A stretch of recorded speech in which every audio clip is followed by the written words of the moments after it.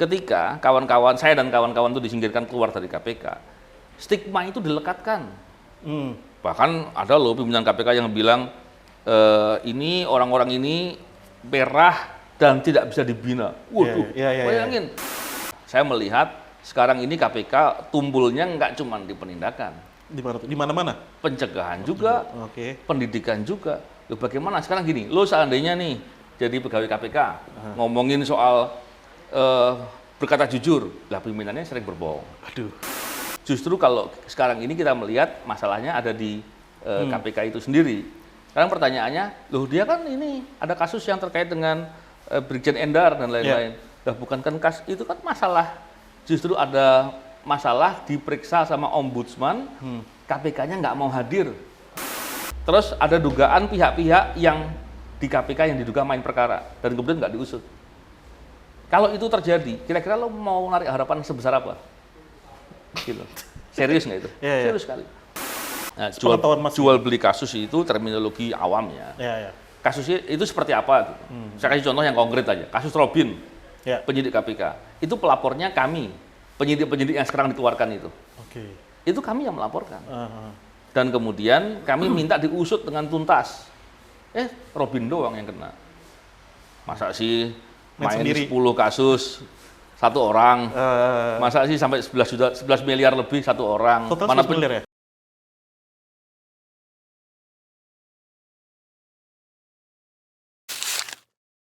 Halo, selamat menonton di Diatox bersama dengan saya, Novel Baswedan. Halo, Mas. Terima kasih udah hadir di program Diatox. Sama-sama, terima kasih juga. Gimana Mas? Sehat Mas? Sehat, Alhamdulillah. Alhamdulillah Mas ya. Ngomong-ngomong kalian keren loh ini. Kenapa tuh kerennya gimana tuh Mas? Ya karena apa ya? Banyak hal yang dibicarakan di sini dan orang-orangnya hebat-hebat nih gue lihat. Amin. Jagoan-jagoan. Amin. Tapi lebih keren Mas lah. Oh, gitu. Yang selain setelah menjadi penyidik KPK, habis itu jadi YouTuber sekarang. YouTuber. Iya. Mas, sekarang berarti setelah dari kemarin udah nggak di KPK, berarti kan sekarang sibuk di Polri nih Mas ya? Iya. Jadi wakil Satgas. Saya wakil kepala Satgas pencegahan, Satgas khusus pencegahan tindak pidana korupsi. Nah itu bisa ceritain dikit sih Mas, itu sebenarnya badan apa dan apa tugasnya gitu Mas? Iya, memang begini ya. Polri kan ada Bareskrim, ada Direktorat Tipikor, tapi kan penindakan. Yang bagian pencegahan itu sebenarnya ada di Baharkam, tapi Baharkam kan lebih ke ini ya, bukan bidang untuk mencegah terkait dengan white collar crime, apalagi tidak pidana korupsi. Yang saya pernah dengar, memang Polri itu mau membuat Kortas Tipikor. Jadi di situ nanti ada yang lengkap lah, ada di situ penindakannya, pencegahannya, mungkin pendidikannya juga. Tapi belum jadi ya. Jadi sekarang ini konsep ini rasanya Polri mau memanfaatkan kami yang keluar dari KPK untuk membangun unit kerja pencegahan korupsi. Karena kan tentu memulainya kan perlu orang-orang yang betul-betul pernah punya pengalaman, punya pengetahuan. Dan kesempatan itu kayaknya dipakai sama Kapolri. Nah, tapi kan jadi pertanyaan lagi Mas ke masyarakat gitu ya. Pertanyaan ada dua nih. Yang pertama, teman-teman yang sebelumnya di KPK itu kita jelas bahwa ada selalu bersih tegang dengan lembaga polisi dulu kan, sampai ada cicak kasus buaya per jilid-jilid gitu. Dan kedua adalah mundurnya Mas dan teman-teman dari KPK itu kan dikarenakan quote unquote tidak mau di ASN kan gitu kan. Nah sekarang di polisi itu di ASN kan Mas? Nah itu dua pertanyaan itu kan sebenarnya yang ditanyakan dari masyarakat, kenapa nih? Kenapa mau gitu? Ya, kenapa para teman-teman Mas Novel dan juga teman-teman itu mau gitu terlibat. Satu itu dari segi kelembagaan itu sempat bersih tegang, dan kedua adalah soal ASN itu. Gini, kalau kita perhatiin ya, sejak tahun 2016 kan dibangunlah persepsi di masyarakat seolah-olah kawan-kawan yang di KPK yang kerja benar itu radikal. Lo bayangin, Taliban. Taliban radikal itulah. Ya kan? Nah, ternyata kemudian isu itu yang sepertinya sengaja dibuatlah, itu dimanfaatkan sama Firly dan kawan-kawan ini.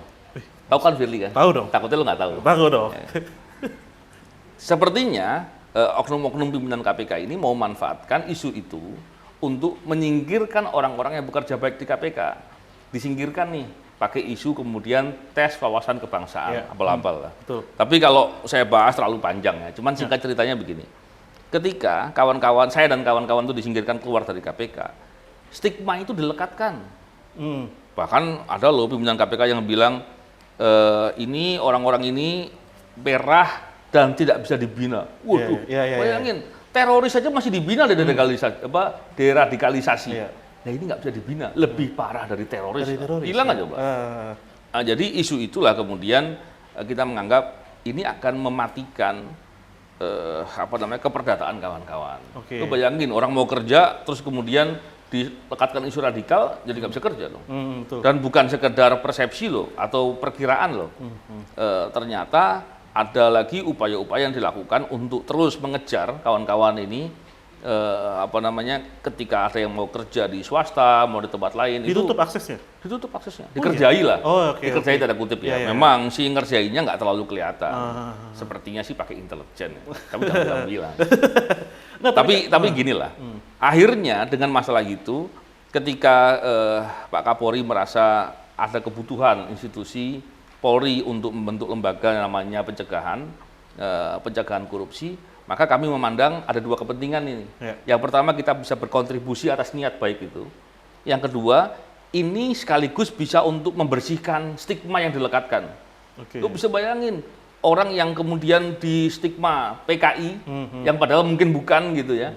Itu kemudian kan susah sekali ngilangin. Stigma itu berat dan itu jahat loh. Orang berbuat untuk negara di stigma loh, luar biasa. Makanya kita pandang perlu dan itu salah satu pertimbangan untuk mengambil tawaran itu. Nah, apakah ini juga mesti ya kalau kita melihatnya gitu ya, ini adalah sebuah langkah yang diambil sama kepolisian untuk menaikkan citra ataupun citra ke publik itu yang dianggap sudah tidak memiliki kepercayaan masyarakat, tidak memiliki kepercayaan polisi dengan mengangkat teman-teman ini gitu. Maksudnya bisa jadi bisa jadi itu dilakukan, bisa jadi. Tapi bukankah itu suatu hal yang baik?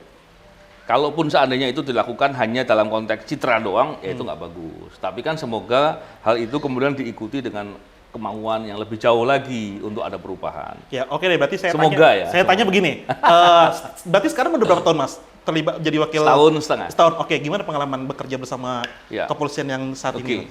Saya ini bersama dengan kawan-kawan di Satgasus Pencegahan Korupsi berada langsung di bawah Kapolri.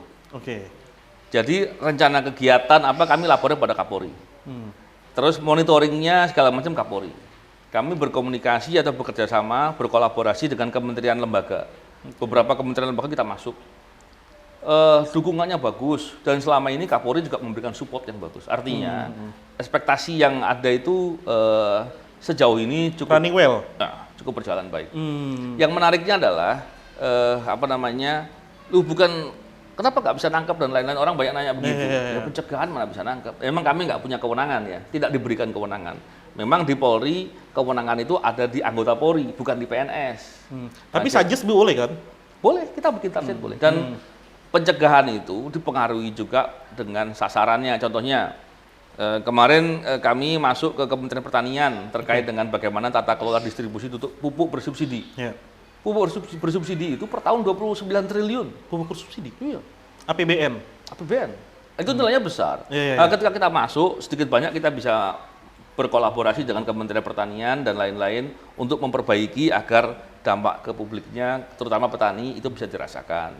Masuk juga kita terkait dengan kepabeanan.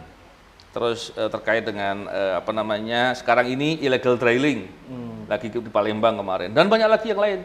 Kementerian Sosial kita masuk juga untuk mendorong atau bekerjasama dengan Kementerian Sosial perbaikan tata kelola distribusi bantuan sosial dan beberapa tempat-tempat lain kita jalan. Nah sebenarnya kan kalau bisa dikatakan hal yang dilakukan oleh Mas Wedan dan tim ini kan sebenarnya menjadi fungsinya KPK juga kan harusnya.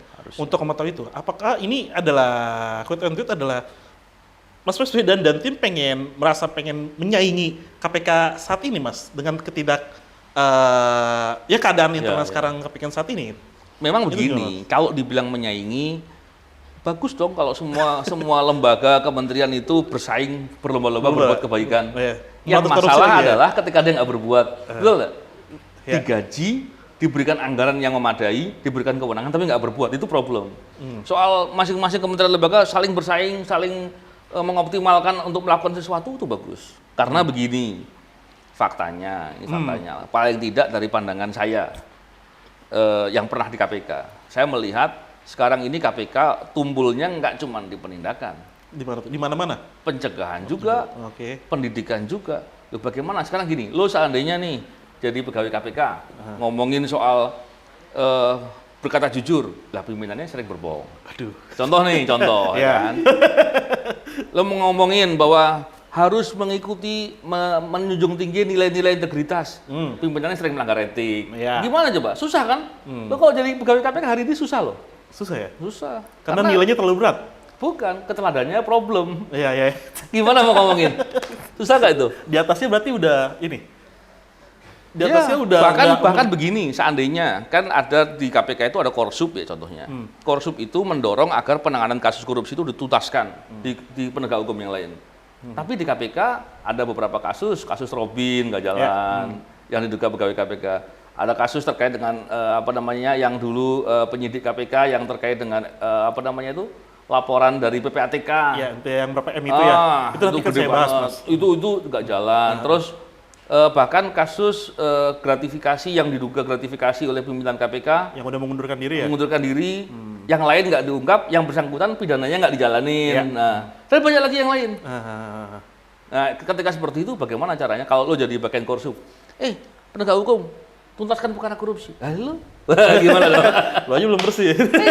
Lo nggak jalanin di tempat lo, gitu loh. Jadi susah. Nah, sebenarnya kan gini Mas, kalau misalnya kita lihat gitu ya, ketua KPK sekarang itu kan juga lahir dari pihak kepolisian gitu ya, lembaga kepolisian gitu. Pensiun ya?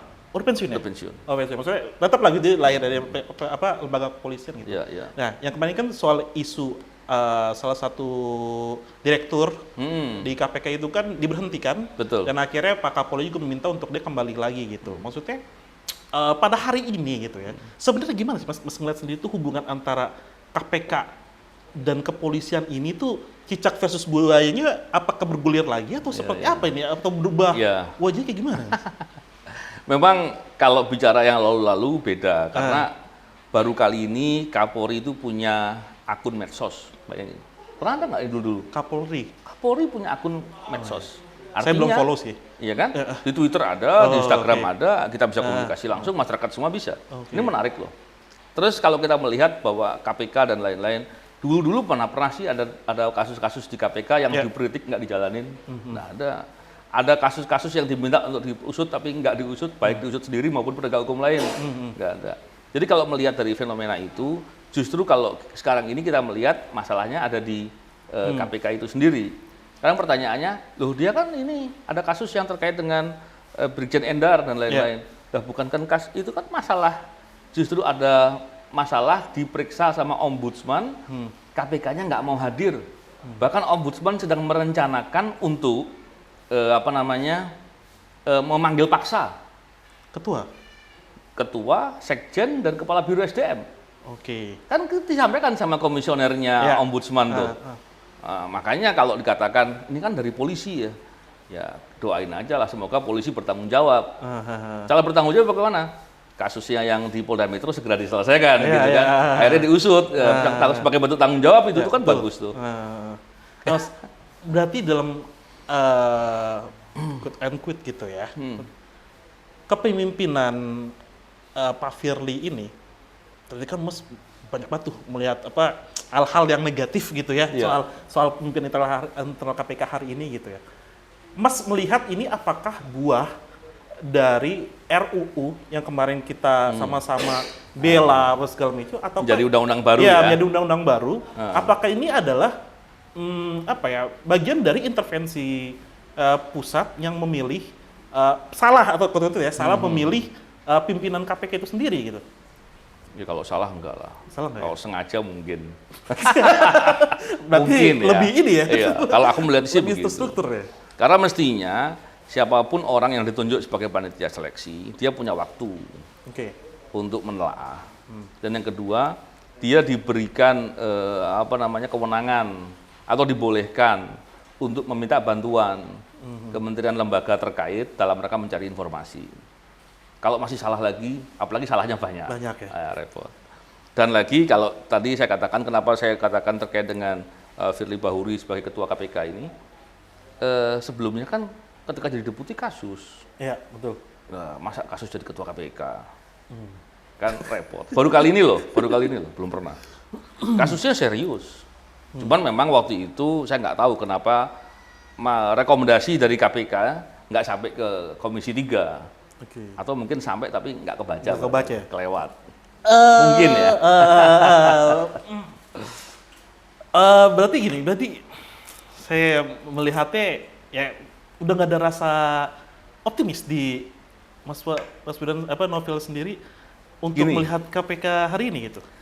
Bicara optimis, harusnya kita optimis. Harusnya. Kenapa? Kenapa saya merasa optimis? Karena satu-satunya lembaga yang punya kewenangan lengkap terkait dengan pemberantasan korupsi, ya cuma KPK. KPK itu berwenang di penindakan, pencegahan, dan pendidikan, dan itu cuma KPK. Ya. Dan difasilitasi untuk melakukan seoptimal mungkin, dan mestinya bisa menjadi koordinator, menteladani kepada penegak hukum yang lain, untuk bisa memberantas korupsi dengan benar. Nah sekarang gini, kira-kira kalau kasus-kasus di KPK yang banyak itu, hari ini saya katakan banyak karena saya sering ngungkap kasus di Rutan. Lo bayangin loh, di Rutan itu ada pungutan uang yang lebih dari 4 miliar. Wow, di mana tuh Mas? Nah, itu kan dibahas tuh. Aku juga bahas di podcast. Dan di media juga banyak. Ternyata nggak diusut tuh. Terus padahal rutan KPK itu adalah tempat, adalah ukuran untuk bisa menangani kasus dengan benar. Ya. Kenapa? Lu bayangin kalau kemudian tahanan itu bisa berkomunikasi dengan pihak luar untuk menghilangkan barang bukti, tujuan penahanan nggak tercapai. Ya, betul. Dan banyak hal lain lagi yang terjadi. Dan itu terjadi hari ini dan nggak diusut. Terus ada dugaan pihak-pihak yang di KPK yang diduga main perkara dan kemudian nggak diusut. Kalau itu terjadi, kira-kira lo mau narik harapan sebesar apa? Gitu. Serius nggak itu? Serius sekali. Belum lagi masalah terkait dengan pimpinan KPK, Dewan Pengawasnya diam aja tuh. Saya pernah ikut melapor dengan teman-teman, dengan mantan pimpinan KPK dan beberapa tokoh-tokoh anti korupsi, melapor, ketua Dewan Pengawas bilang, udah deh jangan terlalu berharap sama gue, sama kami Dewan Pengawas, jangan terlalu berharap. Kenapa? Karena kami nggak punya kewenangan. Kalau nggak punya kewenangan, kenapa masih mau bekerja? Berarti Dewan Pengawas pun sudah hopeless juga berarti dengan keadaan internal KPK saat ini? Kalau hopeless mestinya enggak, orang dari hari pertama dia merasa nggak punya kewenangan, kenapa masih menunggu gitu? Lucu gitu. Kalau saya katakan lucu. Kalau nggak punya kewenangan, ya minimal jangan membela-bela lah. Masa sih orang pegawai KPK yang berbuat asusila dengan istri tahanan dan menerima beberapa kali menerima uang, baik itu suap atau pemerasan lah istilahnya, terserah, tapi pasti bukan pungli. Aku nggak sepakat dengan terminologi itu gitu ya. Kemudian disanksi dengan sanksi pelanggaran etik sedang dan minta maaf secara tidak langsung. Logikanya itu nggak masuk akal. Jadi dengan problem-problem itu, sepanjang masalah itu nggak dibereskan, ya kita pasti akan sulit untuk bisa optimis. Justru membahas itulah bentuk kita optimis, memaksa untuk dibenahi. Kalau kita diam, berarti pesimis. Gitu kurang lebih. Ini gue kayak gimana ya, langsung stuck gitu. Kayak melihat kondisinya tuh udah kayak wow banget gitu. Maksudnya kita pelan-pelan gitu Mas, ngebahas kayak para dewas KPK ini kan secara langsung kan adalah orang-orang yang berintegritas, kita lihat profilingnya gitu ya. Harusnya kan maksudnya. Tapi melihat fenomena tadi kita jadi bingung, loh ini yang betul yang mana nih? Gimana dong? Oke, gue bahas ini deh Mas, keputusan di KPK itu kan kalau nggak salah itu adalah kolektif kolegial keputusannya gitu. Apakah para komisioner KPK ini yang lain selain ketuanya ini juga sama, maksudnya juga sama memiliki ya integritas yang... Saya khawatir sebagian besar. Kenapa? Kolektif kolegial kalau nggak perlu harus semuanya kan. Sebagian besar bisa mewarnai, bisa mengatur, karena sebagian besar. Ini bisa dilihat lah, pimpinan KPK itu, kita lihat di gugatan MK yang diajukan beberapa waktu yang lalu. Mereka lebih memikirkan kepentingan pribadi loh. Ini tentang penambahan masa jabatan ya? Iya. Sebetulnya kan gini, kalau bicara terkait gugatan di MK itu, gugatannya kan bukan penambahan masa jabatan. Gugatannya itu ada orang namanya Nurul Gufron, ya kan? Salah satu komisioner KPK. Salah satu pimpinan KPK. dia mengajukan gugatan karena umurnya belum cukup. Ya kan? Gugatan itu agar dia bisa, kan kepentingan pribadi itu. Iya. Di tengah jalan ternyata diubah, ditambahkan dengan masa jabatan KPK. Artinya kita melihat siapa yang ngatur gitu. Kalau kepentingan pribadi rasanya enggak lah. Dan ini yang menarik. Ketika problematika di internal KPK banyak, dia tenang. Ketika kepentingannya pribadi, dia ngajukan gugatan. Lo bisa bayangin, kalau betul-betul mikirin KPK, pastilah dia akan mengajukan gugatan atau perbaikan, mendorong untuk perbaikan peraturan perundang-undangan tentang kewenangan Dewan Pengawas yang nggak punya kewenangan katanya. Kenapa dia nggak risau dengan itu gitu? Tapi dia risau dengan kepentingan pribadinya dia yang nggak sampai.